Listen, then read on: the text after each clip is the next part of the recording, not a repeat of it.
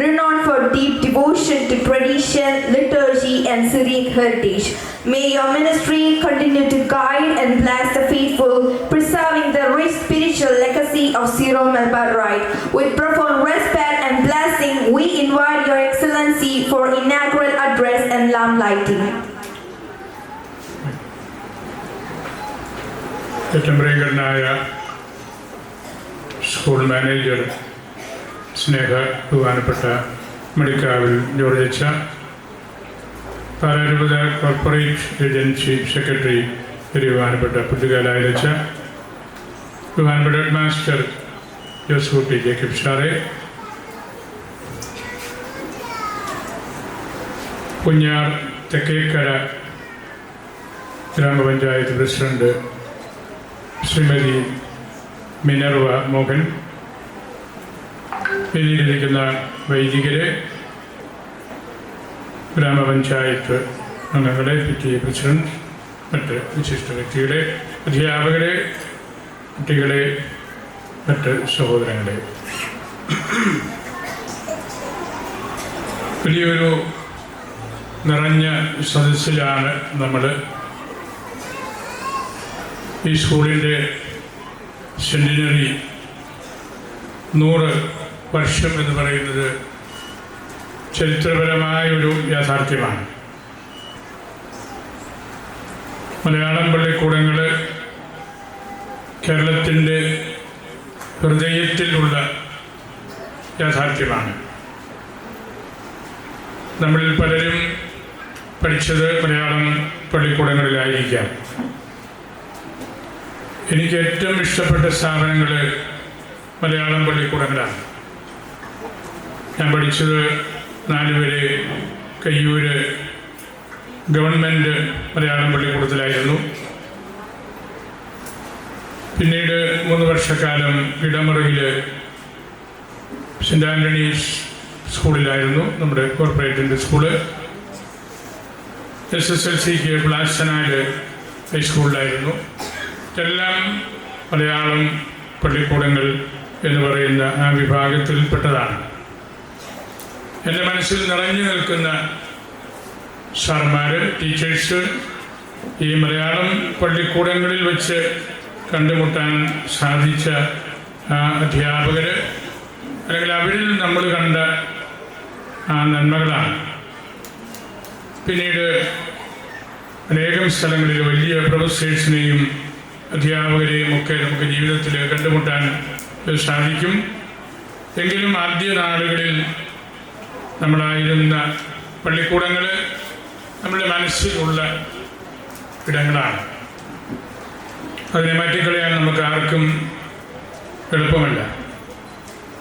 നമ്മുടെ ഈ രൂപത, കലാരൂപത ഏറ്റവും കൂടുതൽ വളർന്നത് മലയാളം പള്ളിക്കൂടങ്ങൾ വഴിയാണ്.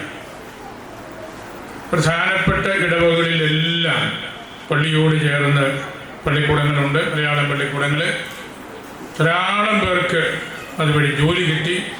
2000-ലധികം സാർമാർ ഇപ്പോഴും നമ്മുടെ മലയാളം പള്ളിക്കൂടത്തിൽ പാലാ കോർപ്പറേറ്റ് എഡ്യൂക്കേഷൻ ഏജൻസിയുടെ നേതൃത്വത്തിൽ ഉണ്ട്. പുള്ളികാലായ അച്ഛന് ആണല്ലോ അതിൻ്റെ അപ്പോയിൻറ്റിംഗ് അതോറിറ്റി.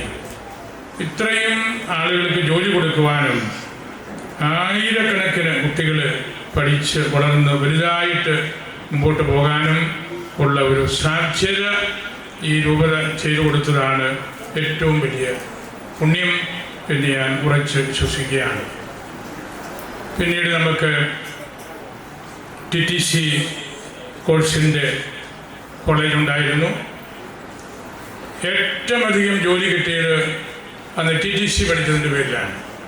അന്ന് TTC പഠിച്ചാൽ 7ാം ക്ലാസ് വരെയുള്ള ഏത് വിഷയവും പഠിപ്പിക്കാം. നമ്മൾ ഹൈസ്കൂളിൽ വിട്ടു പോകുമ്പോൾ സാറന്മാർ തന്നെ പറയും, നീ പോയി TTC പഠിക്കുക, ജോലി കിട്ടും, ഏത് വിഷയവും പഠിപ്പിക്കാം. അതായിരുന്നു അന്നത്തെ ഒരു സാഹചര്യം. അങ്ങനെ TTC പഠിച്ചതിൻ്റെ പേരിൽ തന്നെ നമ്മുടെ രൂപതയ്ക്കുള്ളിൽ ധാരാളം സാറന്മാർ രൂപപ്പെട്ടു. അവരുടെ ഒരു നിലവാരം സമൂഹത്തിൻ്റെ നിലവാരത്തിൻ്റെ സ്റ്റാൻഡേർഡ് നോമാണ്. സാറന്മാരുടെ സ്റ്റാൻഡേർഡിനേക്കാൾ ഒരു സമൂഹത്തിന് അപ്പുറത്തേക്ക് പോകാൻ പറ്റുകയില്ല എന്ന് നമ്മൾ പറയുന്നതിൻ്റെ കാരണവും അതുതന്നെയാണ്. അങ്ങനെ പള്ളിക്കൂടങ്ങൾ കൊണ്ട് രൂപപ്പെട്ട ഒരു രൂപതയാണ് പാലാ രൂപത. സാർമാർ കൊണ്ട് സംരക്ഷിക്കപ്പെടുന്ന ഒരു രൂപതയാണ് നമ്മളുടേത്. ആ സ്കൂളുകളിൽ ഇതര മതവിഭാഗത്തിൽപ്പെട്ട സാർമാരും ടീച്ചേഴ്സും ഒക്കെ ഉണ്ടായിരുന്നു. ഞാൻ പഠിച്ച 3 സ്കൂളിലും ഉണ്ടായിരുന്നു. ക്ലാസ് 4 ഹെഡ് മാസ്റ്റർ തന്നെ MS ഗോപാലൻ നായർ എന്ന സാറായിരുന്നു. അദ്ദേഹം വലിയ അറിയപ്പെടുന്ന ഒരു വ്യക്തിയായിരുന്നു, രാഷ്ട്രീയക്കാരനുമായിരുന്നു. സ്കൂളിൽ അദ്ദേഹം വലിയ ഒരു ചലനം ഉണ്ടാക്കുമായിരുന്നു. അദ്ദേഹത്തെ കാണുമ്പോൾ തന്നെ പിള്ളേർക്കൊരു കൗതുകമാണ്. അദ്ദേഹത്തിൻ്റെ കയ്യിൽ ചൂരൽ വടിയില്ലാത്ത ഒരു നിമിഷം പോലും ഞാൻ കണ്ടിട്ടില്ല. അത് അന്ന് സാർമാരുടെ ഒരു ഐഡൻറ്റിറ്റി ആയിരുന്നു ചൂരൽ വടി. അപ്പോൾ നമ്മൾ വിചാരിക്കും അത് സാറിൻ്റെ ഉന്നം തെറ്റിലാണെന്ന്. സാർ ഉന്നം വെച്ചത് ആ 4 പേരെ തന്നെയായിരുന്നു. ഒറ്റയടിക്ക് ഈ വടി 4 പേരുടെ കയ്യിലോ ചവിട്ടത്തോ കൊള്ളണമെന്ന് സാർ വിചാരിച്ചാണ് തല്ലുന്നത്. അന്നത് ശിക്ഷണ ക്രമത്തിൻ്റെ വലിയൊരു ഭാഗമായിരുന്നു. അത് വിശാല സമൂഹത്തെ അതുപോലുള്ള സാറന്മാർ വളരെ വളർത്തിയിട്ടുണ്ട്. പ്ലാച്ചന പള്ളിക്കൂടവും പള്ളിയും റോഡിന് അക്കരയും ഇക്കരയുമായിട്ടാണ്. ഈ സാറ് നായർ സമുദായത്തിലെ ആളാണ്. പക്ഷേ ആദ്യ വെള്ളിയാഴ്ച സ്കൂളിൽ കുമ്പസാരിക്കാൻ പോകേണ്ട സമയമാകുമ്പോൾ ഓരോ ബാച്ചിൻ്റെയും കൂട്ടത്തിൽ ഈ സാറ് പള്ളിക്കൂടത്തു നിന്ന് ഇറങ്ങി റോഡ് ക്രോസ് ചെയ്ത് പള്ളിയിൽ അച്ഛനിരിക്കുന്ന സ്ഥലത്ത് കൊണ്ടേ വിടും ഓരോ ബാച്ചിനെയും. എന്നിട്ട് പറയും, ചിലടാ നിങ്ങൾ ചെയ്തു കൂട്ടിയതൊക്കെ പോയി പറഞ്ഞ് കേൾപ്പിക്കുക, ദൈവം നിങ്ങളോട് ക്ഷമിച്ചോളും. അങ്ങനെ ഓരോ ബാച്ചിനെയും ഈ നായർ സമുദായത്തിൽപ്പെട്ട സാറ് ചെയ്യുന്ന കാര്യം ഞാൻ പറയാം. എന്നിട്ട് കുർബാനയുടെ സമയമാകുമ്പോൾ, ഞങ്ങൾ കുർബാന സ്വീകരിക്കുന്ന സമയമാകുമ്പോൾ സാറ് വീണ്ടും പള്ളിക്ക് പുറത്ത് ആനപാറയ്ക്ക് നിൽക്കും. ഏത് കുട്ടിയാണ് പരിശുദ്ധ കുർബാന സ്വീകരിക്കാതിരിക്കുന്നത്? അപ്പോൾ ഞങ്ങളൊരിക്കൽ കയ്യൂരൊരു കുർബാന കഴിഞ്ഞ് കുർബാന സ്വീകരിച്ചാണ് പള്ളിക്കൂടത്തിൽ പോകുന്നത്. അപ്പോൾ ഞങ്ങൾ പറഞ്ഞു, സാറേ ഞങ്ങൾ പള്ളിയിൽ രാവിലെ പോയി കുർബാന കൈക്കൊണ്ടതാണ്, എന്നാലും എന്നാടാ കുഴപ്പം, ഈ 4 മണിക്ക് കിട്ടും, നിങ്ങൾക്ക് പോയി കഴിക്കാൻ പറ്റാറുണ്ട്, നിങ്ങൾ എന്ത് പണ്ടന്മാരാണ് സ്വീകരിക്കാണ്ട് പോയിരുന്നു. സാറ് അത് ഞാൻ അദ്ദേഹത്തിൻ്റെ ആ ഒരു ചൈതന്യം ഞാൻ പറഞ്ഞു. എത്രയോ സൂക്ഷ്മതയോടുകൂടിയാണ് അദ്ദേഹം കത്തോലിക്ക ക്രൈസ്തവ സമൂഹത്തിൽപ്പെട്ട കുട്ടികളെ, സാറിനറിയാം അത് രൂപതയുടെ സ്കൂളാണ്, കോർപ്പറേറ്റിൻ്റെ സ്കൂളാണ്, കത്തോലിക്കയുടെ സ്കൂളാണ്, അവിടെ ജോലി കിട്ടിയതിലുള്ള ആ മഹിമ അദ്ദേഹം കാണിക്കുന്ന വിധമാണ് ഞാൻ പറഞ്ഞത്. ആ സ്കൂളിലൂടെ വലിയ ഇവാഞ്ചലൈസേഷൻ നടത്തിയ ഒരു അധ്യാപകനായിരുന്നു അദ്ദേഹം. അതുപോലെ മറ്റ് സാർമാരുമൊക്കെ നായന്മാർ വിഭാഗത്തിൽപ്പെട്ട സാർമാരായിരുന്നു കൂടുതൽ ഞാൻ കണ്ടുമുട്ടിയത്. അവർ വലിയൊരു സ്നേഹം നമ്മുടെ സമൂഹത്തോട് കാണിച്ചിട്ടുണ്ട്, കുട്ടികളോട് കാണിച്ചിട്ടുണ്ട്, കോർപ്പറേറ്റിനോട് കാണിച്ചിട്ടുണ്ട്. അതുകൊണ്ട് മലയാളം പള്ളിക്കൂടങ്ങൾ നമ്മൾ രണ്ടാന്തരമായിട്ട് കരുതരുത്. 1-ാം ഗ്രേഡിൽ എല്ലായിടത്തും 1-ാം സ്ഥാനത്ത് നിന്നതും ഇപ്പോഴും നിലനിൽക്കുന്നതുമായ കാര്യമാണ് മലയാളം പള്ളിക്കൂടങ്ങൾ. നമ്മുടെ സ്കൂളുകളിൽ കുട്ടികളുടെ എണ്ണം കുറയുന്നുണ്ട്. ഇവിടെയും കുറച്ച് കുറഞ്ഞു. ആദ്യം ഞാൻ കയറിയിരുന്നപ്പോൾ ഈ വലിയ ഹാള് നിറയെ കുട്ടികളുണ്ടല്ലോ. പിന്നെ എനിക്ക് മനസ്സിലായി ഇതിനിടയ്ക്ക് സാർമാരും സിസ്റ്റേഴ്സും പേരൻസും ഒക്കെ ഉണ്ടെന്ന്. ധാരാളം കുട്ടികൾ നമ്മുടെ കുടുംബങ്ങളിലുണ്ടാകണം. സ്കൂളുകളിൽ നമ്മുടെ സ്വന്തം ദേശത്തുള്ള സ്കൂളിൽ പഠിക്കണം. അവിടെ പഠിക്കുമ്പോഴാണ് നമുക്ക് നല്ലൊരു പക്വത ഉണ്ടാകുന്നത്. ഈ ദേശത്തെ നമ്മൾ മനസ്സിലാക്കുന്നത്. നമ്മൾ വേറെ എവിടെയെങ്കിലും കേരളത്തിന് പുറത്ത് പോയി പഠിച്ച് ഈ ദേശവും ഈ നാടും ഇവിടുത്തെ സംസ്കാരവുമായിട്ട് ബന്ധമില്ലാതെ നമ്മൾ വരുമ്പോൾ നമുക്ക് ഒത്തിരി പരിമിതികളുണ്ടാകും. അതുകൊണ്ടാണ് വലിയ പരിഷ്കാരം NEP പോലെയുള്ള നിയമമൊക്കെ വരുമ്പോഴും ആദ്യ വർഷങ്ങളെങ്കിലും മാതൃഭാഷയിൽ വിദ്യാഭ്യാസം നേടണം എന്ന് പറയുന്നതിൻ്റെ കാര്യം അതാണ്. നമുക്ക് ഒറിജിനലായിട്ട് ചിന്തിക്കാനും പഠിക്കാനും മനസ്സിലാക്കാനും ഒക്കെയുള്ള കാര്യങ്ങൾ. അതുകൊണ്ട് മലയാളം പള്ളിക്കൂടങ്ങളെ നിങ്ങളുടെ മാതാപിതാക്കൾ അധ്യാപകർ സ്നേഹിക്കണം. നിങ്ങളുടെ അധ്യാപകർ നിങ്ങളുടെ കുട്ടികളെ ഇംഗ്ലീഷ് മീഡിയത്തിൽ കൊണ്ടുപോയി വിടുകയും ഇവിടെ കുട്ടികൾ കുറവാണെന്ന് പറഞ്ഞ് വിലപിക്കുകയും ചെയ്യരുത്. അത് ഒട്ടും ശരിയായ കാര്യമല്ല. ഈ പള്ളിക്കൂടത്തിൽ നിങ്ങളുടെ കുഞ്ഞുങ്ങളെ അല്ലെങ്കിൽ മക്കളെ വിടണം. അങ്ങനെയാണ് ഈ കലാലയം വളരേണ്ടത്.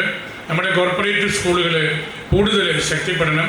ഒരു കലാലയത്തിന് അതിനു വേണ്ടി നല്ല നിയമ ബന്ധിതമായ രീതിയിൽ വളരെ കാര്യക്ഷമതയോടുകൂടി അതെല്ലാം കൂട്ടി യോജിപ്പിക്കുന്നുണ്ട്. അതുകൊണ്ട് പല ശരിക്ക് സംഘടിതമാകണമെങ്കിൽ മലയാളം പള്ളിക്കൂടങ്ങൾ, കോർപ്പറേറ്റ് സ്കൂളുകൾ ഒന്നുകൂടെ ഉണർവ് പ്രാപിക്കണം. വലിയ ശക്തിയാണത്.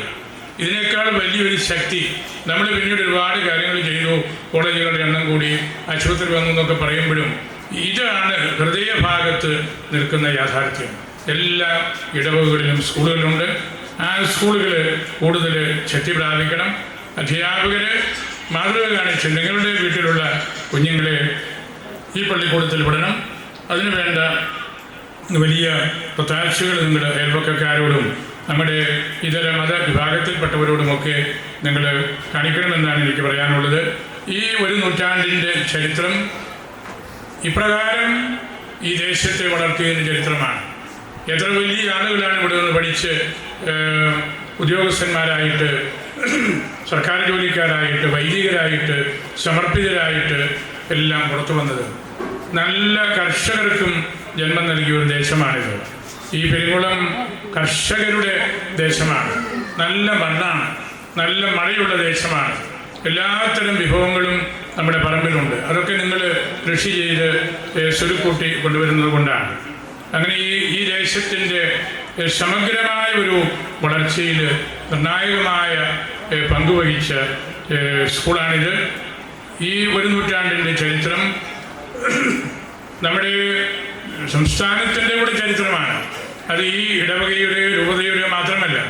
ഇവിടെ പഠിച്ച് കേരളത്തിനകത്തും പുറത്തും ജോലി ചെയ്യുന്ന നിരവധിയായ ആളുകളുണ്ട്. അവരെല്ലാം ഈ സ്കൂളിനെ കുറിച്ച് വളരെ നന്നായിട്ട് പറഞ്ഞത് ഞാൻ കേട്ടിട്ടുണ്ട്. നല്ല റിസൾട്ട്സ് നമുക്ക് കിട്ടുന്നുണ്ട്. എല്ലാ കൊല്ലവും നല്ല വിജയ ശതമാനം നേടുന്നൊരു സ്കൂളാണിത്. അങ്ങനെ ഈ സ്കൂളിൻ്റെ ആ ഒരു സൗന്ദര്യം, അതിൻ്റെ ഒരു മഹിമ ഒരു കാലത്തും നമ്മളിലൂടെ നഷ്ടപ്പെടരുത്. ബഹുമാനപ്പെട്ട മടിക്കാവിലീശ്വരത് വളരെ കൃത്യമായിട്ട് നോക്കി പഠിച്ച് അന്വേഷിച്ച് ഈ സ്കൂളിൻ്റെ മഹത്വം മനസ്സിലാക്കുകയും അധ്യാപകരോടും കുട്ടികളോടുമെല്ലാം ഏറ്റവും സ്നേഹത്തിൽ ഇടപെടുകയും ചെയ്യുന്നയാളാണ്. അതുപോലെ തന്നെ നമ്മോട്ട് മുന്നേലച്ചനും.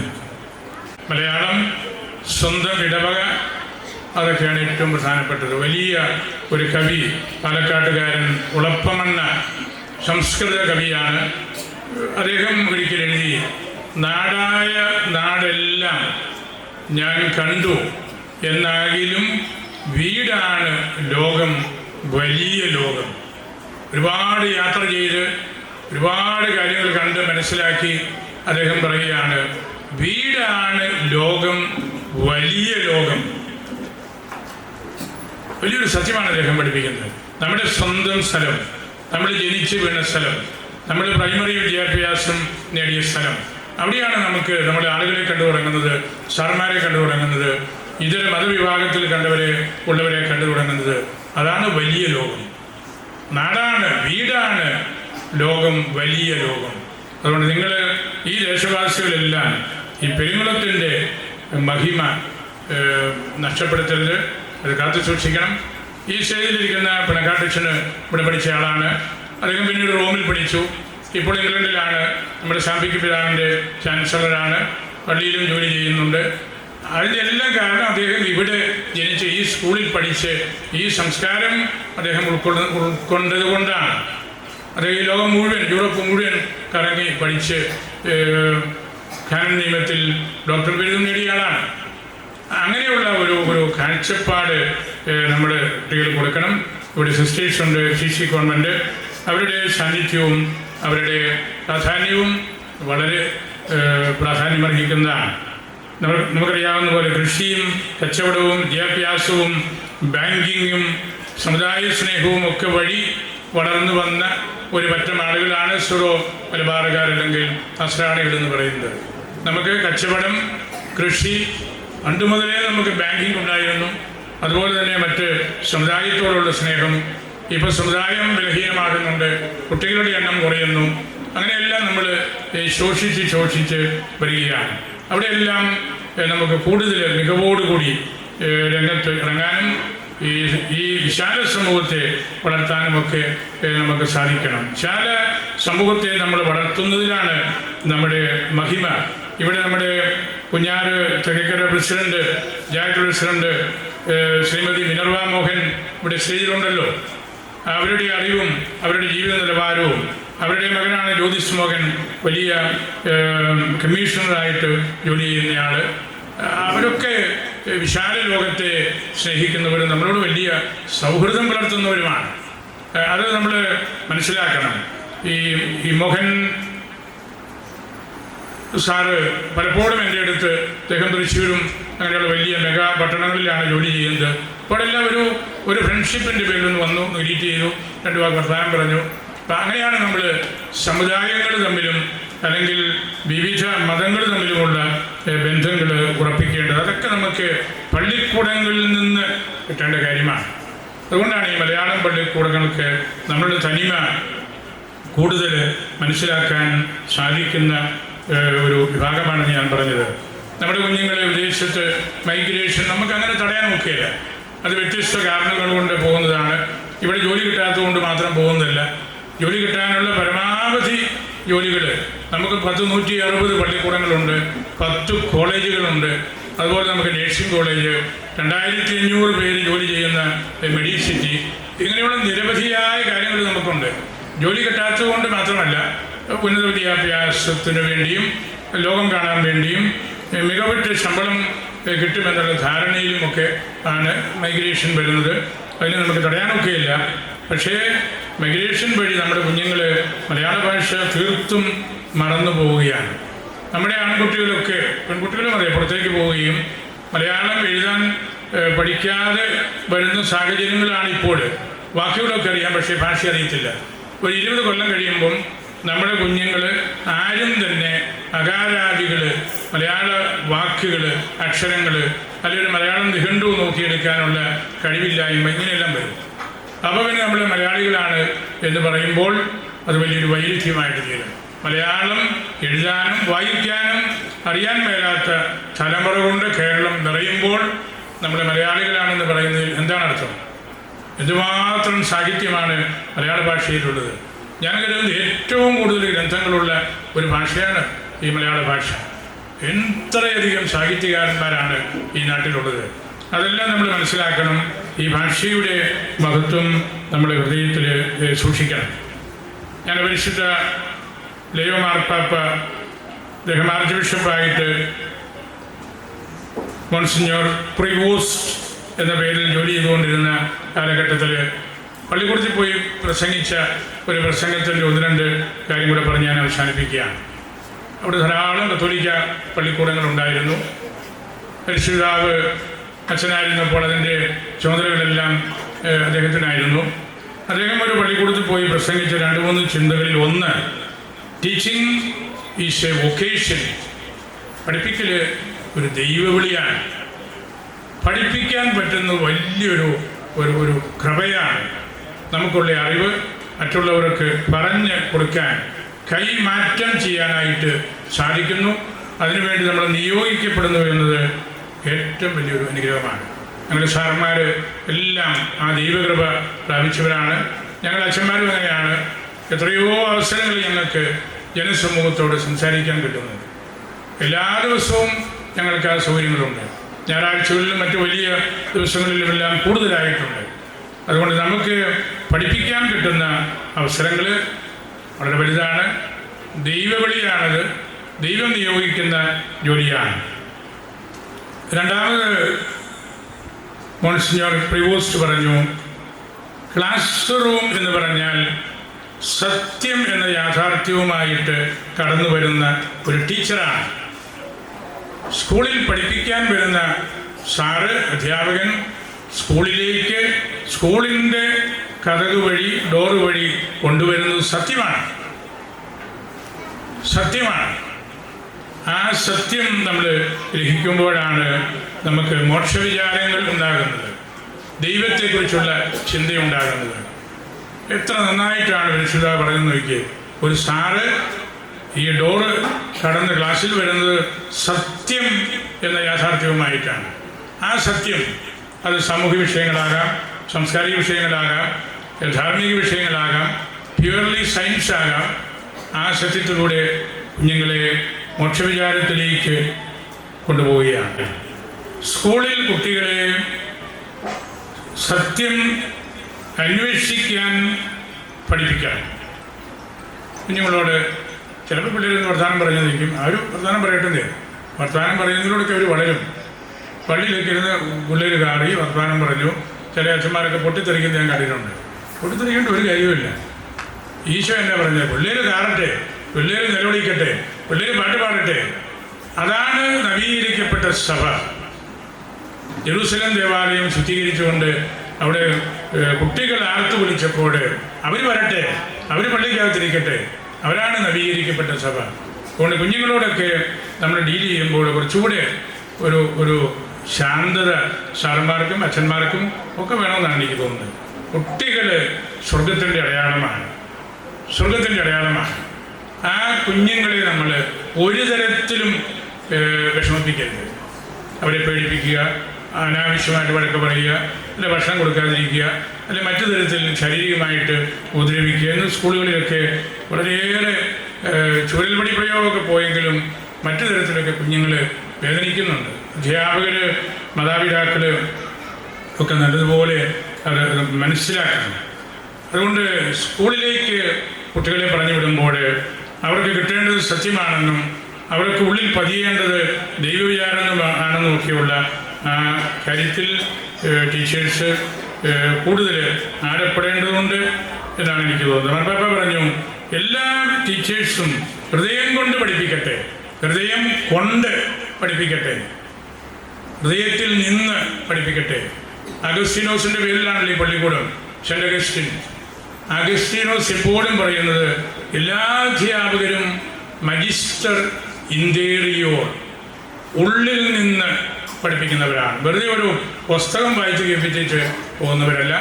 അവർ ഉള്ളിൽ നിന്ന്, ആത്മീയതയുടെ നിറവിൽ നിന്ന്, ഹൃദയത്തിൻ്റെ ഭാഷയിൽ സംസാരിക്കുന്നവരാണ്. നല്ല ടീച്ചേഴ്സുണ്ട്. നമ്മുടെ ഹൈന്ദവ ടീച്ചേഴ്സ് വഴി എത്രയോ ആളുകൾക്ക് അച്ഛനാകാനും മിഷണറി ആകാനുമുള്ള ദൈവവിളി കിട്ടുന്നു. അതാണ് സത്യം പഠിപ്പിക്കുമ്പോൾ നമുക്ക് കിട്ടുന്ന ഒരു കാര്യം. അങ്ങനെ ക്ലാസ് റൂംസ് നമുക്ക് നല്ല ഹൃദയത്തിൻ്റെ ഭാഷ സംസാരിക്കുന്ന ഇടമാകണം എന്ന് പരിശുദ്ധാവ് പറഞ്ഞ കാര്യവും നമുക്ക് മനസ്സിൽ സൂക്ഷിക്കാം. ക്ലാസ് റൂമിൽ ആരും ലോൺലിനെസ് അനുഭവിക്കരുത്. പരിശുദ്ധാവിൻ്റെ വലിയൊരു ഓവർ ആർച്ചിങ് ആയിട്ടുള്ള മെസ്സേജ് ആ പ്രസംഗത്തിൽ അതായിരുന്നു. പള്ളിക്കൂടത്തിൽ 30-40 സ്റ്റുഡൻസൊക്കെ കാണും ഒരു ക്ലാസ്സിൽ. അവരിൽ ഏകാന്തത അനുഭവിക്കുന്നവരായിട്ട്, ലോൺലിനെസ്സിൽ ഇരിക്കുന്നവർ ആരും ഉണ്ടാകരുത്. അത് നമ്മൾ അധ്യാപകർ ശ്രദ്ധിക്കണം. ചില കുട്ടികൾക്ക് ബുദ്ധിമുട്ടുണ്ട് പെട്ടെന്ന് ബന്ധപ്പെടാനായിട്ട്. വീട്ടിലെ സാഹചര്യങ്ങളുടെ പ്രയാസം കാണും, മാനസികമായിട്ടുള്ള വിഷമങ്ങൾ കാണും. അങ്ങനെ ഏകാന്തതയിലിരുന്ന് ആരും അറിയാതെ വന്നവിടെ ഇരുന്നു, മണിയടിക്കുമ്പോൾ ഇറങ്ങിപ്പോകുന്നു.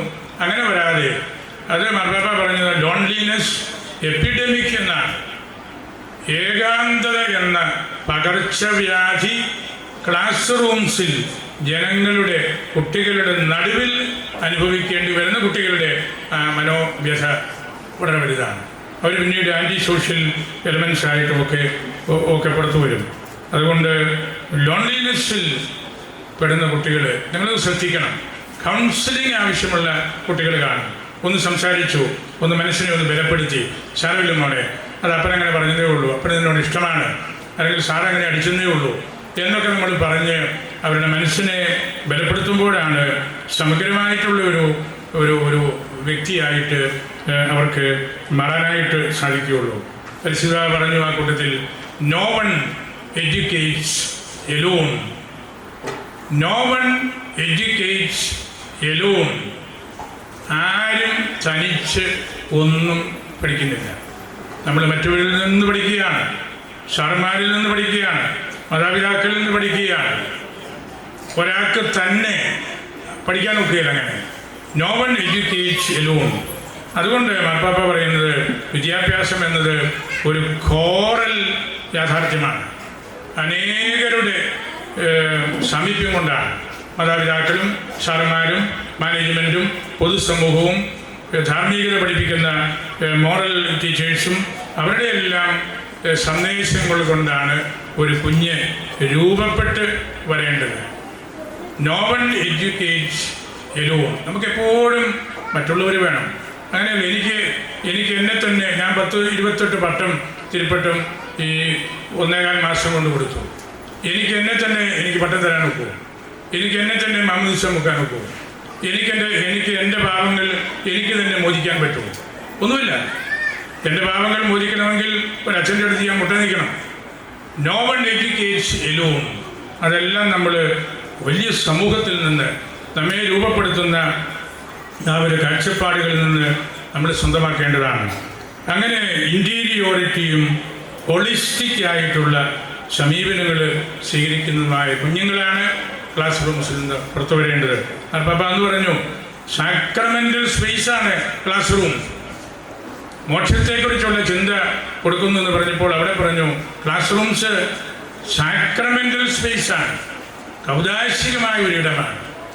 അതാണ് ദൈവവിചാരത്തെ കൂട്ടിച്ചേർത്ത് കൊടുക്കുന്ന സ്ഥലം എന്ന് പറയുന്നത്. ഞാൻ എൻ്റെ വാക്കുകൾ സംഹരിക്കുകയാണ്. വലിയ സന്തോഷത്തോടു കൂടിയാണ് ഇവിടെ ഈ ഒരു നൂറ്റാണ്ടിൻ്റെ ഈ വിദ്യാഭ്യാസ പൈതൃകം പേറുന്ന പെരിങ്കുളം സെൻ്റ് അഗസ്റ്റിൻ സ്കൂളിലേക്ക് ഞാൻ വന്നത്.